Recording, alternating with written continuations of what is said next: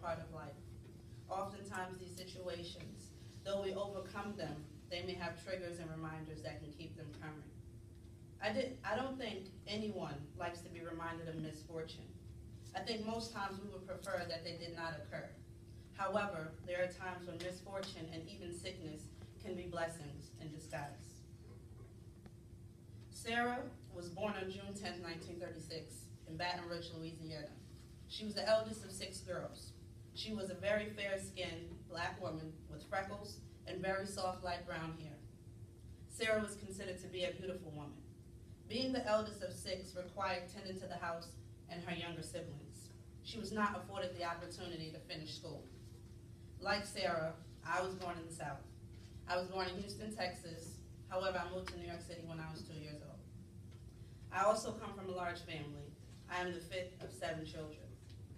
Sarah was often a target. She was picked on and disliked by many women in her community for being light-skinned, for appearing to think she was better. She was often referred to as nothing but a light-skinned uppity nigger. Her sisters, probably due to extreme racism in the South or ignorant views on colorism, often fought with her and even cut her hair as she slept. She was abused sexually through an incest type of relationship, with which the family was aware of. However, at that time it was normal for these things to not be discussed. Hence, nothing was done. I did not have very soft hair like Sarah, nor am I light skin with freckles. However, I was picked on for being different. My mother wanted better for her 7 children.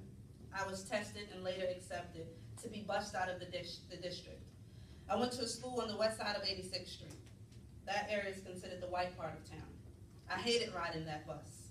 I hated the reminder I felt day in and day out every time that bus would make that turn on 110th Street. I would see the beauty and cleanliness of the downtown city streets and hate that I had to return to the filth and poverty of uptown Manhattan.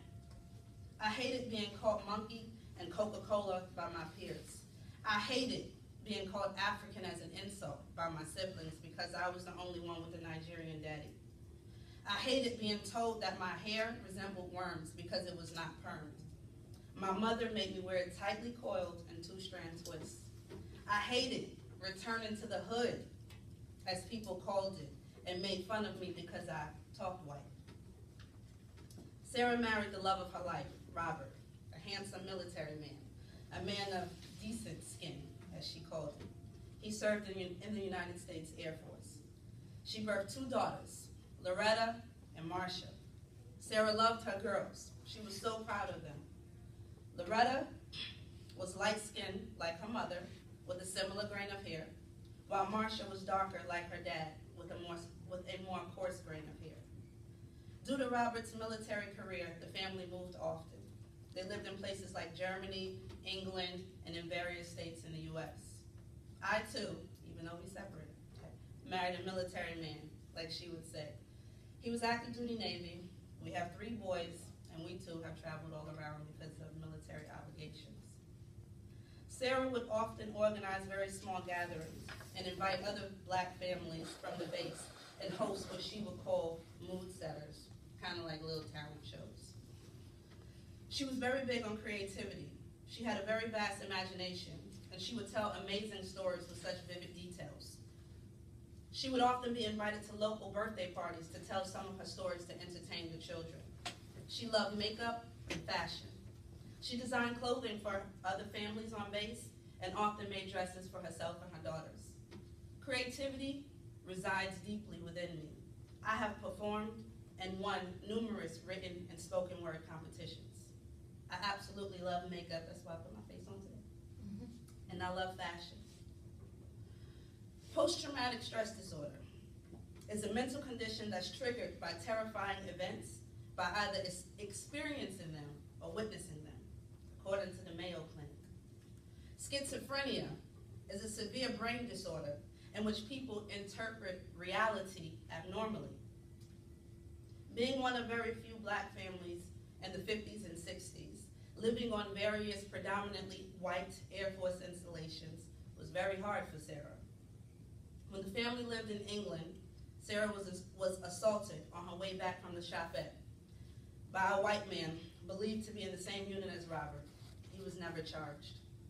Robert, the love of her life, was found out to have fathered a child outside of the home.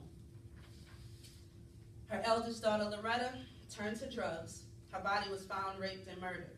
Everyone said it was by local white boys that were never investigated or charged. Loretta was 18 and pregnant at the time. Her 16-year-old daughter, Marcia, was pregnant with her first of her 7 children. Robert, her loving and devoted husband, returned from Vietnam, violent, and abandoned his grieving wife and pregnant daughter. Schizophrenia is incurable. It can cause delusions and hallucinations that may be severely paranoid. It causes dysfunction in one or more major areas of your life. Schizophrenia is a chronic condition and requires lifelong treatment. PTSD causes irritability, angry outbursts, and aggressive behavior.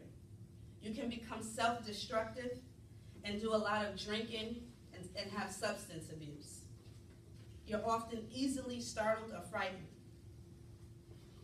Sarah told me about the little man in the wall with the gun.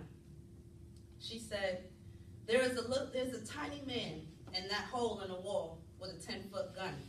He stands there pointing and laughing just for fun. But when you see him, don't you run, because he's just a tiny man, so he can't pick up that 10-foot gun. Initially, I feared the tiny man with the 10-foot gun. I later realized that fear is based on interpretation. It can only scare you if you interpret it as a threat. When I accepted that not only did the little man in the wall not exist, and that he was only a fear because I accepted him as one, I realized that I controlled my fears. I realized that I could look at any of my fears and either claim them or decide to see them as tiny men incapable of hurting me. She told me about the little girl with the red hula hoop who loved to eat candy so much. And because of this little girl had this one single brown tooth. However, according to Sarah, everyone loved to watch as she twirled her bright red hula hoop. She was so good at the twirling that no one even noticed her brown tooth. I remember looking in front of my building for this little girl where Sarah often said that she played. Eventually, I realized that the talented little girl I longed to see did not exist. I later learned from Sarah's delusions to accept my flaws and imperfections. Her delusions taught me that I don't have to be labeled or be judged by them. I was one of the children in the home with no food because addiction had got to it first. I was one of the children in the home with no food because depression had made his presence known. I was one of the children in the home with anger and neglect because bipolar could not help herself. I was one of the children in the home with chronic fear of nothing because schizophrenia said so. I am one of the children from a home that I will never forget because PTSD follows me. She was the matriarch of this home that I shared with schizophrenia, PTSD, and some of their relatives, addiction, abuse, manic depression, and the confused little cousin bipolar. I am the daughter of Marcia, and Sarah was her mother.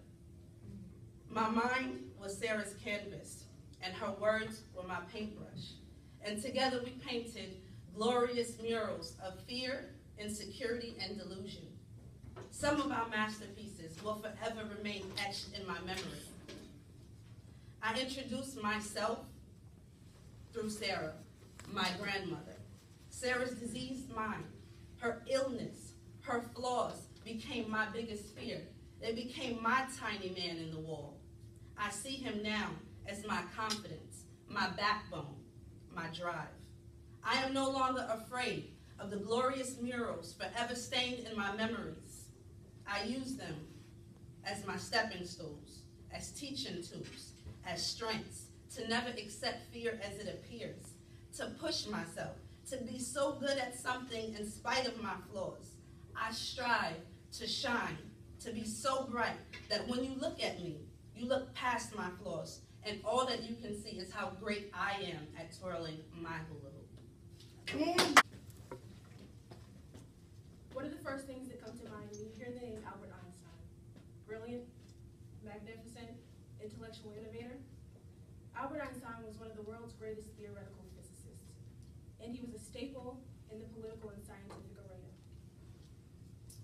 He won some of the most respected awards, such as the Gold Medal of the Royal Astronomical Royal Society and the Copley Medal, the Nobel Prize for Physics, just to name a few.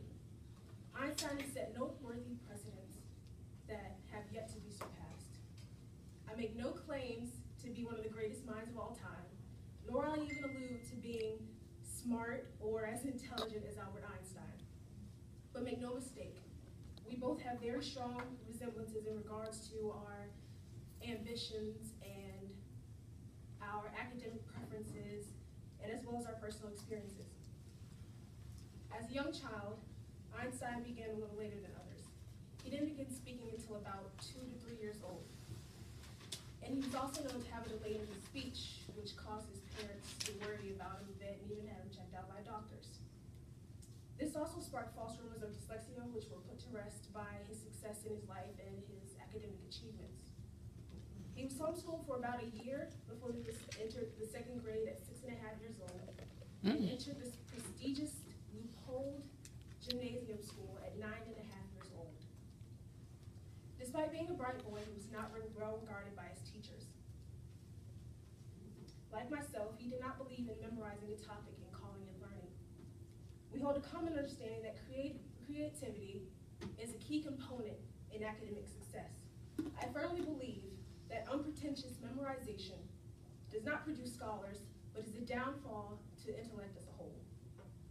This resemblance between our opinions is confirmed in his quote saying, "The true sign of intelligence is not knowledge, but imagination."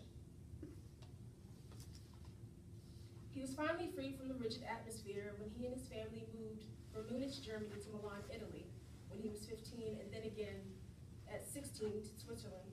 With both my parents being retired military veterans, I was no stranger to moving around when I was younger. Like Einstein, my parents were still able to create a stable environment for my brother and me. In Switzerland, Einstein attended the Swiss Federal Institute of Technology in Zurich. Unhappy with the teaching methods again, he skipped classes to go to the physics lab or to play the violin. When I was in high school, I managed to skip a few classes, but they weren't to go play a musical instrument or go to a lab. They were more food and friends based. My interests were more dynamic, well, not as dynamic, but tapered to my opinions. Despite my numerous absences, like Einstein, I managed to graduate, and I couldn't have gotten my yellow tassel without my friends' homework or their help in giving me answers to a few tests. No worries. Einstein married twice. The first marriage produced 2 sons, and before marriage, they had an illegitimate daughter, which they put up for adoption. Einstein's second son, his youngest son, was schizophrenic. Like Einstein, I know what it feels like to have a loved one that's schizophrenic. And I know what it feels like to feel that void in a relationship that's created by the disease. But more so, I understand his perseverance and ambition. Despite the odds being stacked against him by anti-Semitic Germany and facing the possibility of losing his professorship, Einstein prevailed. He managed to capture the hearts of many, including Europeans and Americans alike. Albert Einstein once said, "Strive not to be a success, but rather to be of value." I was once so worried about being successful in life and making it in the world that I forgot to hold on to my morals, my beliefs, and the things that make us valuable. I can only hope that one day, like Einstein, my name won't be leaving behind a reputation